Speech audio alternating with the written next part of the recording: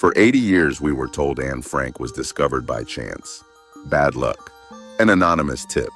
A random patrol. But new evidence suggests something far darker. This wasn't luck. It was betrayal. 8 people were hiding for their lives, including a 15-year-old girl writing in her diary, believing she might survive, writing about hope, while someone was already planning her betrayal.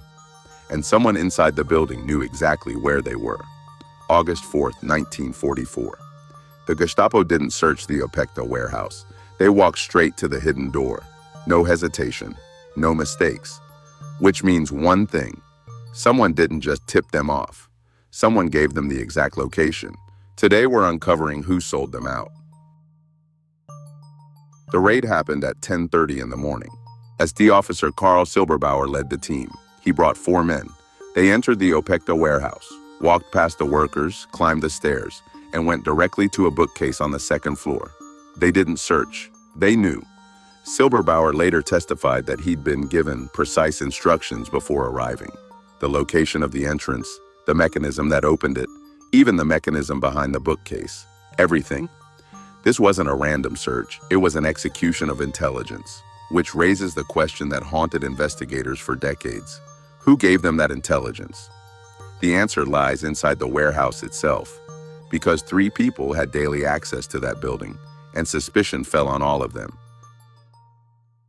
Willem van Maaren, the warehouse manager, the one person the Frank family feared most. He'd been hired in 1943, and almost immediately strange things began happening. Van Maaren would leave pencils balanced on desks, bits of paper placed carefully on surfaces, small traps designed to detect movement at night. He suspected someone was hiding upstairs, and he was getting closer every night, and he made it known. After the war, he was investigated twice. Both times he was cleared, but not because he was innocent, because there wasn't enough proof. Van Maaren was a thief. He'd been caught stealing from the warehouse multiple times. The question became, did he trade 8 lives to cover his own crimes? Or was his suspicion just that, suspicion without action? Something didn't add up, because Van Maaren had motive, but no confirmed connection to the Gestapo. The second suspect did. Ans van Dijk, a Jewish woman, who betrayed dozens of Jews to the Gestapo. Not for ideology, for survival. She was part of the V-Frauen system. V stood for Vertrauenspersonen, trusted persons, professional informants who infiltrated hiding networks.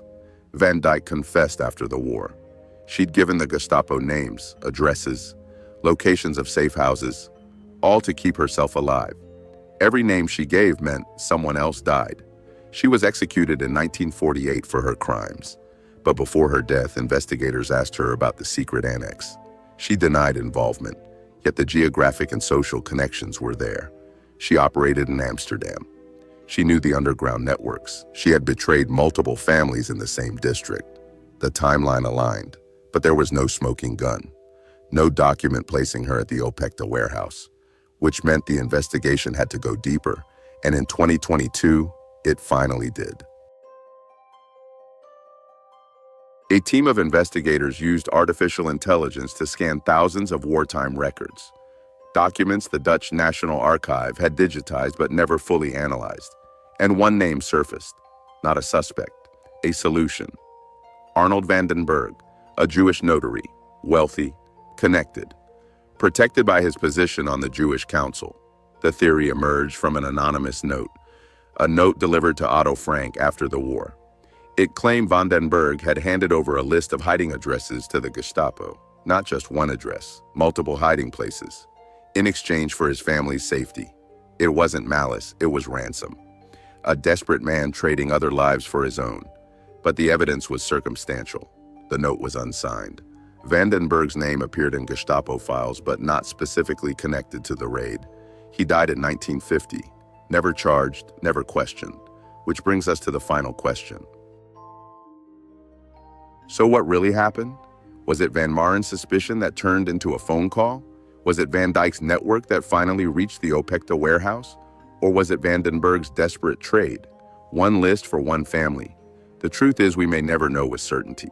But here's what we do know. Anne Frank wasn't discovered by chance. She was sold, and somewhere the person who did it lived the rest of their life in silence. No trial, no confession, no justice, just silence. The kind of silence that buries the truth forever. So I'm asking you, Based on the evidence, Van Maaren, the suspicious manager, Van Dijk, the professional betrayer, or Vandenberg, the desperate notary, who do you believe sold out the secret annex? Was it survival or was it murder? Let me know in the comments.